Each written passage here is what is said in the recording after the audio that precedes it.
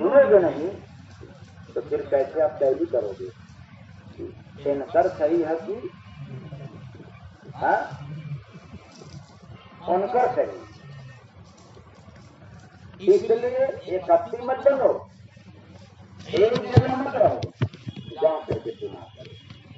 किसी एक का सुनना, कईयों का सुनना, जिसका सुनते हो उसका भी सुनते रहना और कईयों का सुनना, फिर आपकी अकल का जो ताला है वो क्या हो जाएगा? तो किसी पिक्चर में सुनने को मिला है कि खुल जाए बंद अकल का, तो अपने आप खुल जाए। और केवल यहाँ सुनोगे तो अल्लाह बंद हो जाए, बड़ा गड़बड़ हो जाएगा, जिंदगी में सौदा घाटा का हो गया। तो ऐसा भूल तो नहीं करेंगे आप लोग?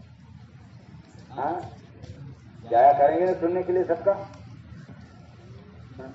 कुछ लोग ऐसे मतलब क्या समझो टाटा की अच्छा ना जाइए तो अब आप जाने मेरा काम था, मैं बता दे रहा हूँ। अगर मुझे समझ गया तो भूल हो गई और भूल हो गया, घाटा हो गया, ज्यादा घाटा हो जाएगा और उसकी भरपाई मैं भी नहीं कर पाऊंगा। क्या किया मेरा पुरुष दया खांड रहे, हमारा पुरुष दया खांड रहे, सुन के सतगुरु का दास कहे, सुन के सतगुरु का दास कहे, अनुभव बानी बिन दाम का है। अनुभव की जो बाणी है उसका कोई दाम नहीं है। तो धनी लोग कहेंगे कि वाह मेरे पास बहुत पैसे हैं, हम तो दाम चुकता कर देंगे। लेकिन मैं गारंटी के साथ कहना चाहता हूँ कि बड़े से बड़े पूंजीपति आए चले गए, लेकिन गुरुवाणी का अमृत वचन का आज तक कोई कीमत अदा नहीं करता। इसलिए उस लोक में अमृत का सागर वो निरंतर बहता रहता है। फिर आप लोग कहोगे कि ये तो झूठ बात है, जो मैं लोक बता रहा हूँ वो कहीं दूर नहीं है, वो भी तेरे अंदर है। लेकिन मिलेगा कब? जब कोई चौथे लोक का खबर सुनाने वाला मिलेगा तब। सीधी बात है आपके पास, मिल नहीं रहा है, दिख नहीं रहा है, तो में से कभी होगा या तो आपको ऐसा फकीर नहीं मिला या तो आपको छात्र नहीं मिला। दुआ ले जा, माला माल हो जा, ले जा शांति रहेगा, ले जा खूब विकास करेगा, ले जा तुम्हारा भजन बनेगा, तुम्हारा कल्याण हो जाएगा, और ले जा और तुम्हारा जिंदगी में कोई कल्याण का लाभ नहीं है, दे देगा वो। इसलिए ऐसे संसारियों संसार में जो ये चौथा लोक है, यह साधना की घटना जब उस स्तर पर पहुंचोगे तब जाकर के आपको यह बीच बीच में भजन सुनने को मिलता है। वो 3 लोक का नहीं रहता है, वो 3 लोक के परे पर रहता है। जैसे भजन, क्या ये भजन 3 लोक का है या 3 लोक? क्योंकि नाम क्या?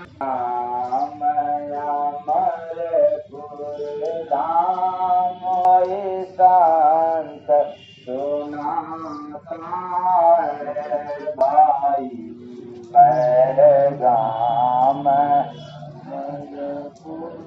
नाम का है कोई शांत सुनाता।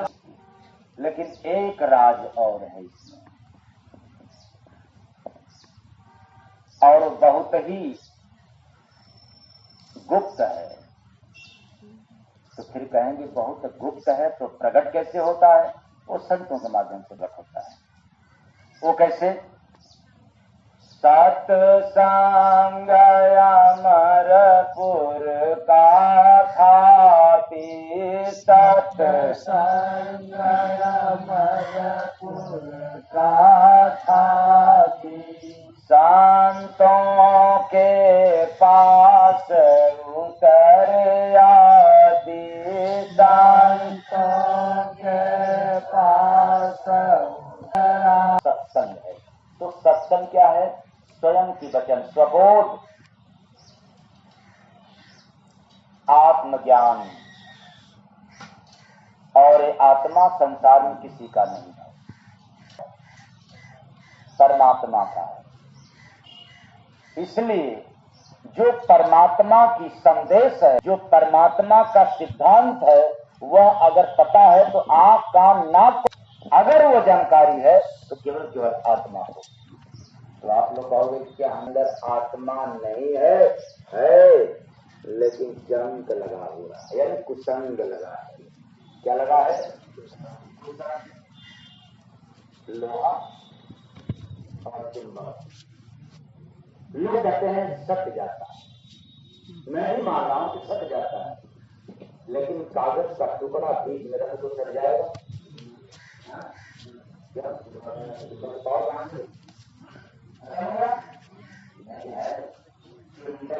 चुंबक में जो पावर है वो चुंबक के पास है। किसके कारण से रुका हुआ है?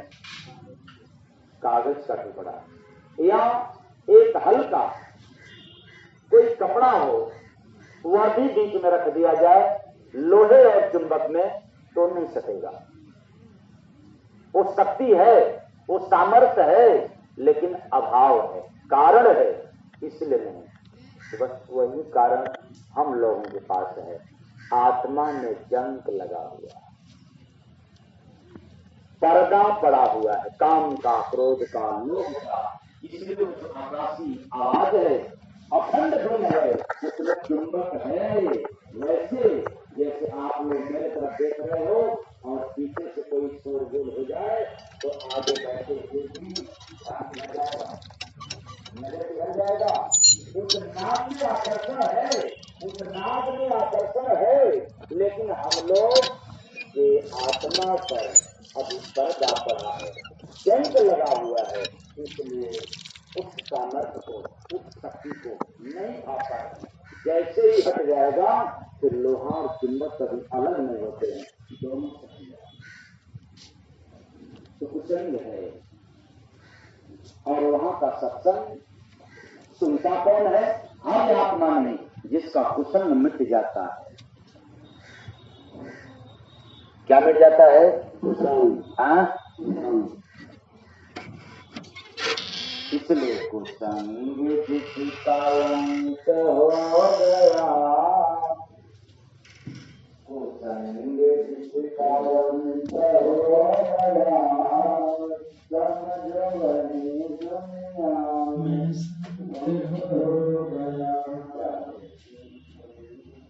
जिसके कुसंग का अंत हो जाए वही जगत में पता करे कि जितना आया वो भी चाहिए, जितना आया भाई, जैसे आपने बताया ना उपवास है, हम उपवास है तो फिर पापा तनि दूध रख देना, क्योंकि हम क्या है, काहे का उपवास, जब प्योर दूध लेना है तो। और सेब और क्या बताया था हमने? सेब अनाज कच्चा है 10 दिन का रखवाली, और केला के लिए कहे कि नहीं, ये हर दूसरे आता रहे, ताजा आता रहे, क्योंकि इकट्ठा आएगा तो हो सकता है सड़ जाए, बेकार हो जाए। तो केला में छोड़ करके बाकी आइटम सब गजवाए नहीं 10 दिन का इकट्ठा, और ये कसर क्योंकि हम क्या है 9 दिन उपवास लेंगे, 10वां दिन पारण होगा नवरात्रि मनाने के बाद। ऐसे ही बाबा संत तो बने, लेकिन जो आ रहा है तो पहले कहाँ आने दो, ले जाओ पहले बाबा जी को भोग लगवाते। अब भोग लगवाते बाबा जी लोग भोगी हो जाते हैं। भोगे लगवाते क्या हो जाते हैं? हाँ, बाद में बिजोंगे हो गए। इसलिए कुसंग जिसका अंत हो गया, समझो वही जग में संत हो गया। इतना आसान नहीं है केवल बाना बदल देना, मेरे जैसा सफेद कपड़ा पहनना। बहुत तमाम पंथ के हैं लोग सफेद पहनते हैं, तमाम लोग हैं गिरुआधारी, तमाम लोग नंग धड़ंग हैं, नागापंथ, नाथ संप्रदाय और वैष्णव शैव, बहुत बहुत पंथ है। और योग भी बहुत है, राजयोग, तंत्र योग, मंत्र योग, भक्ति योग, अनेक अनेक है। तो इससे नहीं कोई संत बनता है। संत वही बनता है जो सब तरह से सिमट गया हो। जब तक सिमटा नहीं तब तक वो संत नहीं बनता। इसलिए आसान काम नहीं। चौथे लोक का पैगाम सुनाने वाला फकीर को गिनना पड़ता है अंगुली पर। युवा से नहीं आप लपालप नाम ले सकते हैं कि नहीं फलाने तो हो महात्मा तो जगाना तो नहीं, गिनना पड़ता है अंगुली पर कौन है कौन नहीं। क्योंकि कबीर साहब के भी जमाने में बहुत महात्मा थे, लेकिन कबीर जैसी उस लोक का पैगाम कोई नहीं सुनाया। दरिया साहब के जमाने में तमाम महात्मा थे, बहुत बढ़िया बढ़िया बात सुनाया करते थे, लेकिन दरिया जैसा पैगाम कोई धरती पर नहीं उतारा उस समय। तो चौथे लोक का पैगाम कोई हर महात्मा नहीं दे सकता है। महात्मा नाम पर एक तो बिरला देते हैं जो गॉड गिफ्टेड होते हैं। इसलिए ये आसान नहीं है कि आप लोग भाप जाए परख लें। इसी कारण से मैंने आपको कहा किसी एक महात्मा के पास अस्थाई मत जाना, समय समय पर जाकर के सुन लिया करना, उससे आप टैली कर लोगे। फिर वो महात्मा लाख आपको रोकना चाहे या मैं आपको लाख रोकना चाहूं, फिर किसी के रोकने से भी आप रोकने वाले नहीं हो। अपने आप करंट लग जाता है दिल में कि वास्तव में ये स्थान या ये बाबा उस लायक है या ये उस लायक नहीं है। और एक खत्ती हो जाओगे तो जानते हो ना, दूसरा हो जाएगा तो लाते मारते। गाय वो जो दूध देती है भैंस, ये तो सभी लोग जानते होंगे। किसी घर में एक खत्ती होते हैं, वो रहेगा तो दूध लेगा और दूसरा जाएगा तब लात मार, जबकि है दुधार दूध देने वाली, लेकिन दूध नहीं दे रही है, तो एक खांस हो गई, एक खत्ती हो गई है, एक व्यक्ति के अधीन हो गई है। इसलिए मैं आपको किसी एक व्यक्ति के अधीन रखना ये स्वीकार नहीं करता हूं। हमारी तरफ से जय गुरु वंदे महाराज की तरफ से आप सभी लोग मुक्त हो, आजाद हो, बिना किसी भी महात्मा के पास जाकर के सुन सकते हैं और अपने दिमाग में बात उनका रख करके मिलान कर सकते हैं, टैली कर सकते हैं। ये चौथे लोग का कुछ राज बता रहे हैं कि बढ़िया बढ़िया हरे राम राम राम तो अरे ये तो बड़ा बढ़िया लग रहा है, बड़ा मजा मिल रहा है। नहीं, वो मजा नहीं मिलता है, वो आनंद मिलता है। क्या मिलता है? आनंद मिलता है। खैर, संतों के पास उतर जाती, जब संत हो जाता है, कुसंग का अंत हो जाता है, तो ऐसे अंत वाले संत के पास श्रीकंठ का पैगाम उतरता है। और जब वो सीधा पैगाम उतरता है तो फिर संत का काम होता है इस जगत में लोगों के पास पहुंचाना। फिर ऐसे संत कभी वो संग्रह नहीं टिक सकते, फिर ऐसे संत किसी मंदिर पर अस्थायी नहीं रह सकते, और ऐसे संत केवल सीमित कार्य नहीं कर सकते। ऐसे संतों का कार्य क्षेत्र हमेशा संसार में विराट रहा है, विशाल रहा है। वो एक का होकर के, एक जिले का होकर के, एक प्रदेश का, एक देश का होकर के नहीं, सबका होकर के गए। इसलिए ऐ मानव कार्य बड़ा कठिन है समझना, बहुत मुश्किल है। क्योंकि जो हम लोगों के पास बुद्धि है उसके पास भला क्षमता ही कितना है। जब आपस आती है तो बुद्धि ध्वस्त हो जाती है, वो डिसीजन नहीं ले पाती, वो परख नहीं सकती, तो फिर बताओ, यही बुद्धि लेकर के आप महात्माओं को देख करके परखना चाहते हैं, नहीं हो सकता। तब कैसे परखा जाएगा?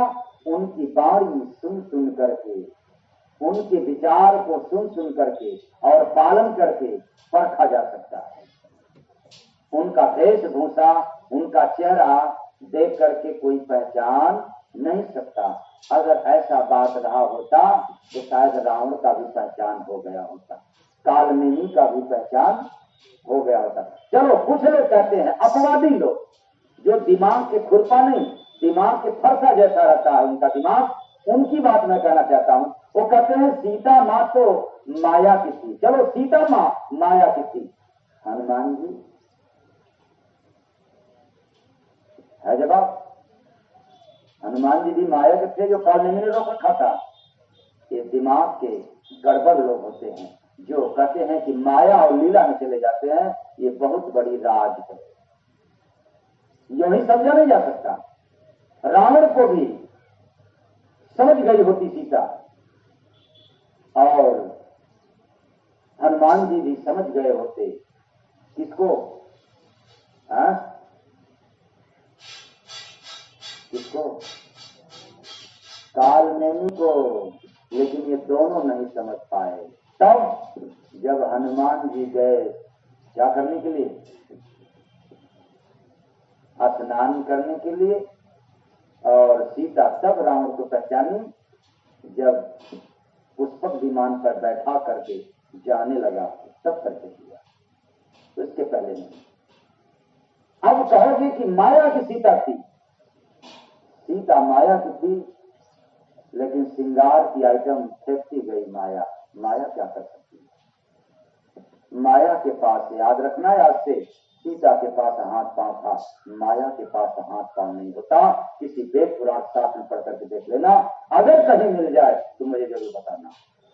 क्या माया के पास कोई हाथ पांव नहीं होता, मन के पास कोई हाथ पांव नहीं होता, लेकिन चलते हैं संसार में।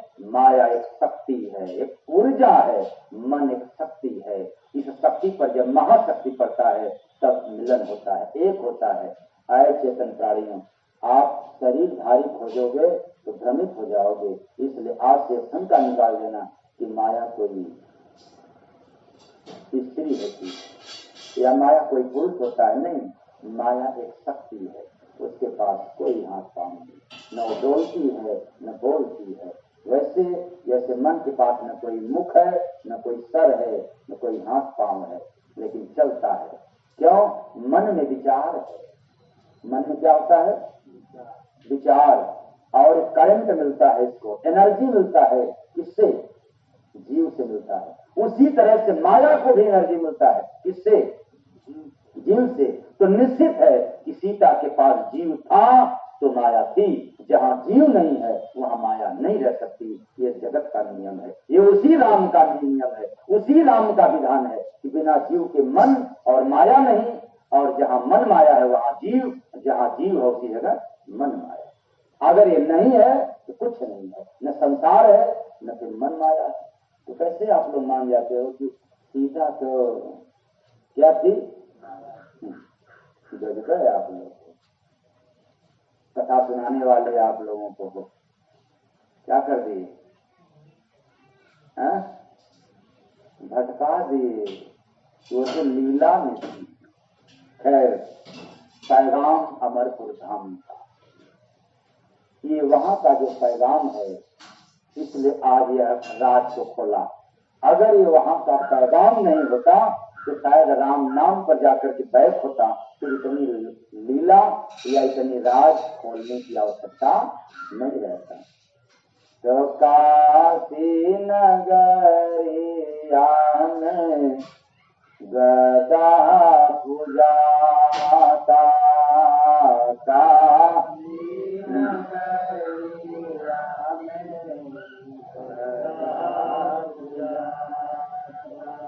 ऊंटवा भी अपना गर्दन उठाता, काशी नगरिया में गदा पूजाता।